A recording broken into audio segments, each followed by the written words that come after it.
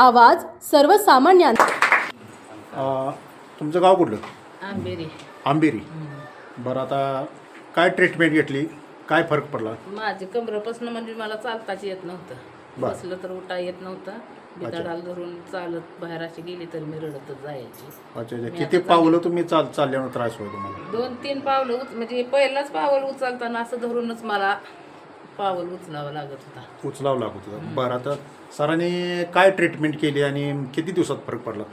आता 3 महिन्याची औषधं खाऊन झाली ती, पण दोन महिन्यापासून मी चालते आता चांगली 2-3 किलोमीटरवर. सकाळी किती वाजता मॉर्निंग वॉकला जाता?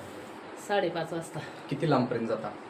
ती आता तेवढा राऊंड फिरती ती 3.5 किलोमीटर भरतं म्हणते ती. पोरं